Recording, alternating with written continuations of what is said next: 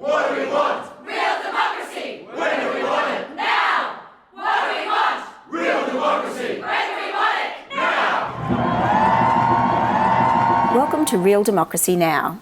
I'm Nivek Thompson, and Real Democracy Now is a podcast for people who think we can and should improve how democracy works. This podcast looks at democracy from different angles to help you think about how democracy might be improved. Today my guest is Professor Janette Hartz-Karp. Janette is a professor in the Sustainability Policy Unit at the Curtin University in Western Australia. As well as undertaking research in the area of democratic innovations, Janette has led numerous large, innovative deliberative processes as a community engagement consultant to the then Western Australian Minister for Planning and Infrastructure, Allanah McTernan, and more recently with the City of Geraldton.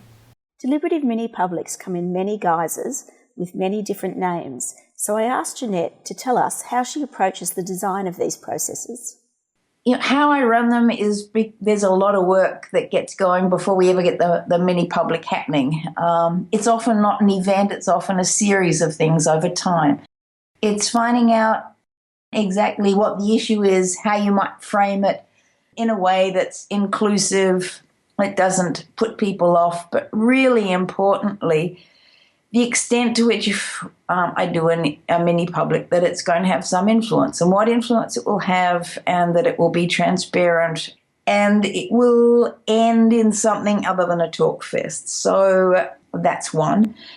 The second thing in terms of a design is, well, how do we make this more egalitarian, and how do we make this not just a brainstorm, not just people arguing with each other, but rather listening to one another, learning new things, learning new information, also learning about a different viewpoint than their own, seeking not to just advocate, but rather to be much more reciprocal, to listen carefully, to think about where there might be bridges instead of how you can detonate someone else's idea. That takes a considerable design. It takes how it's facilitated. It takes setting up, trust from the beginning.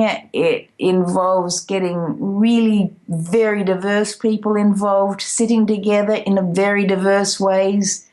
Allanah and I kept calling them like bad weddings, where you sit next to someone that you probably didn't know and don't particularly want to know and don't care if you ever meet again, but rather where we're really encouraging people to talk to very diverse others.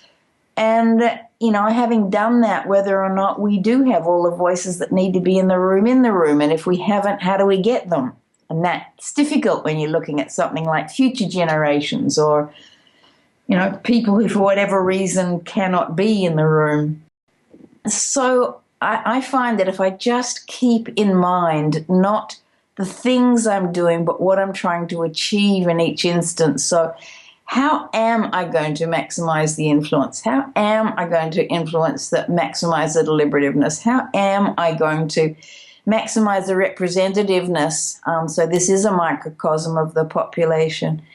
And how am I going to do that so it really is egalitarian and we really are talking about walking the talk in terms of the way we behave as a democracy in the room or outside the room if it's online? I know that some of the processes that you ran with Allanah involve not simply randomly selected citizens, which is typically the sort of idea behind a mini-public, but involved other voices, as you say. How do you find that differs from where you've got simply the mini-public in the room? Is it sort of quite different or similar?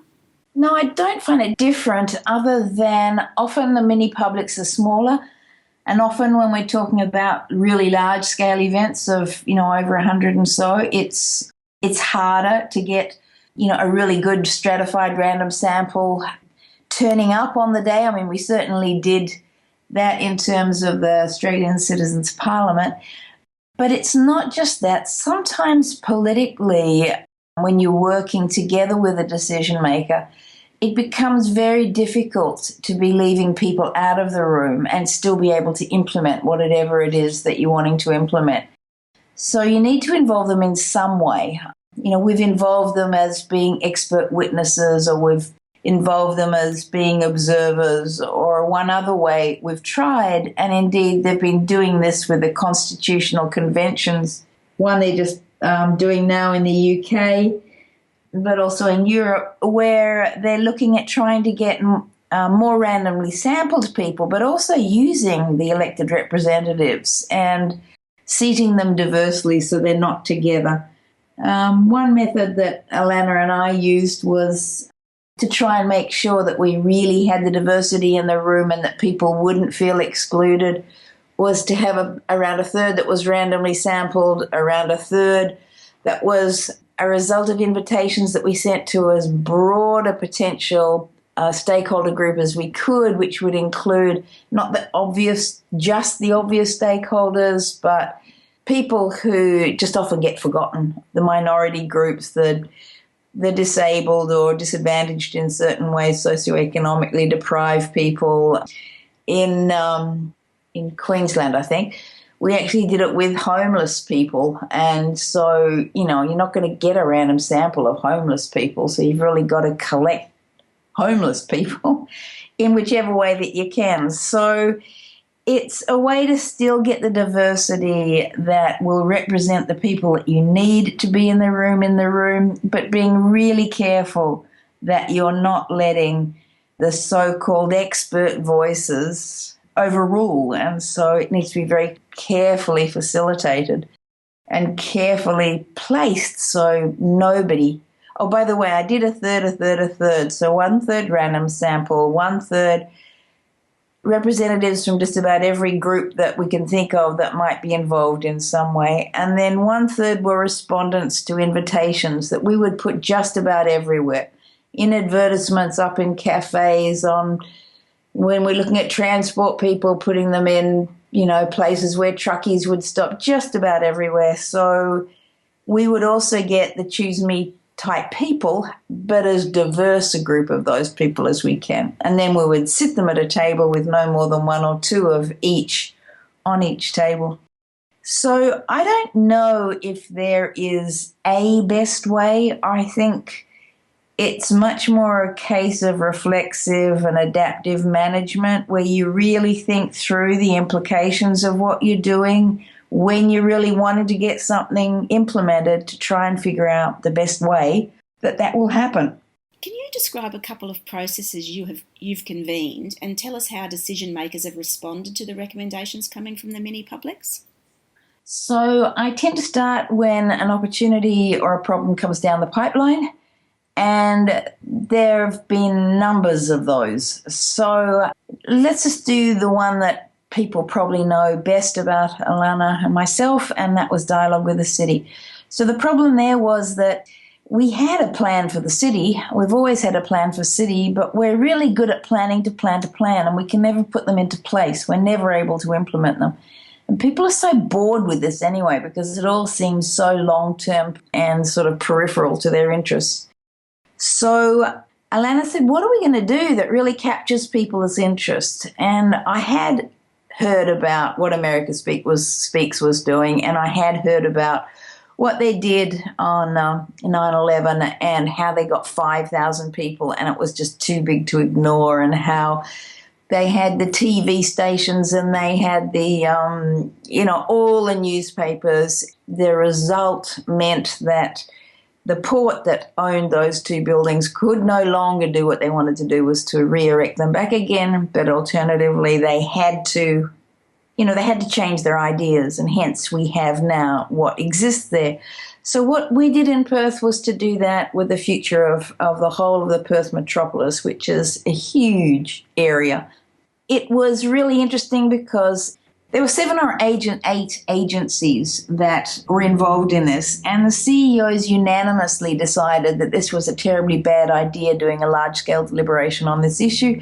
But one, we wouldn't get an outcome, it would be airy-fairy, it wouldn't say anything useful, and we didn't have the money. So between Allanah and I, we managed to get the money.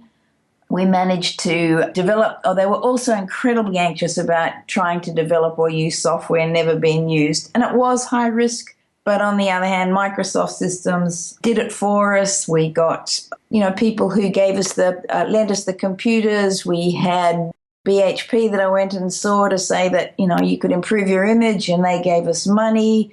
We had Channel 7 giving us a half-hour program that was talking about futures. I mean, we really got the community of economic community and social community involved, and we ran this with 1,100, and we used mapping and we used software, and it was one of the greatest highs. And I just saw someone yesterday who's actually in politics who said, oh, that was the day to remember. So, I mean, people still remember, and it's decades ago. So that was a really interesting one of how do you run a 21st century town meeting on no money and really very little information, and we've gone a long way since then. By the way, that ended up in a plan. Allanah said of those 1,100, I need 100 of you to keep working with us to develop the plan. I'll take it to Cabinet. She did. Cabinet accepted it, despite the incredible pushback because there was an election and Allanah was supposed to be forcing people to do onto public transport and out of their houses into flats and all sorts of silly things. The government won the day and it became the plan for the city. That was a really great example, I think, of how against the odds you can achieve almost anything if you set your mind and you decide you're just going to give it a go. Another one I did with Allanah was a citizens' jury, and it was trying to decide on an exit to a freeway that nobody wanted, and this argument had been going for, I think, 8 years with two suburbs warring with each other. We had a random sample from half from one suburb, half from the other. They came to a unanimous decision. The issue there was that Allanah said that she would implement that decision, providing it didn't cost more than $100,000 than she would have otherwise spent. After several hours, the jury had decided on the best route. They then figured that Allanah had given them $100,000 to spend, and the problem, as they understood it, was one of safety, specifically about the school and the playground, and Main Roads had thought it was a NIMBY problem, not in my backyard, so they couldn't get it implemented. When this was fixed and the jurors came up with ways for it to be fixed, the whole thing proceeded. The exit now exists. There was no longer a problem. So again, it's not that Main Roads didn't have the right answer. They did. They just understood the issue, didn't understand the values, and so they weren't able to let people understand what they were going to do because they didn't know what the real issues were in the first place that the people were against. Another one would be in Geraldton, where we did an inquiry by design for the whole region, had 300 people working with us. That was using the third random sample, 1/3 invitees from every group imaginable and 1/3 respondents to advertisements everywhere. And we had a team, a multi-disciplinary team working alongside. It went over 3 days. The public spent the first day coming up with this is what they cared about. These were the crucial things. These were the gems you couldn't destroy. These were the things that really did need to be changed and could be altered. And the group multidisciplinary team came up with 5 different options. The room discussed them the day after and the afternoon after and figured out how they wanted a bit of this and a bit of that and not this one at all. The team went away again and came up really with one viewpoint. The people came back in, had a look at that viewpoint and talked about what it would take to make that happen. And from then on in, so that then virtually got translated into the Statutory Plan for the region. By the way, that had to happen because a couple of local governments had amalgamated, so they had to do a new statutory plan. We then took it immediately down to the precincts so people could see it wasn't just a plan to plan. We did the same process in that local area, and then we did a participatory budgeting of around $50,000 for them to be able to decide the area they wanted to invest this money in and then what they wanted to invest it in. And they decided on parks in the first instance, and they worked out what they wanted in the parks. They helped requisition it, and since then they've helped look after it. So this was a great example of a plan ends up in something. It starts helping us create a vision. And the second one, precinct, we did was of a beach precinct, and there they wanted a line of trees to go on the street through to the ocean. And again, that was done, that was in the participatory planning, and that was immediately done. So it's another example, I think, of not just coming up with a recommendation, but seeing something concrete that happened at the end of the day. And I guess the last one, which was another very ambitious one, where we did 2 participatory budgeting. The first one was on 100% of the 10-year capital works budget, which was over 70 million. The second was a panel of, both of these were random sample panels. The second was of 100% of the operational budget.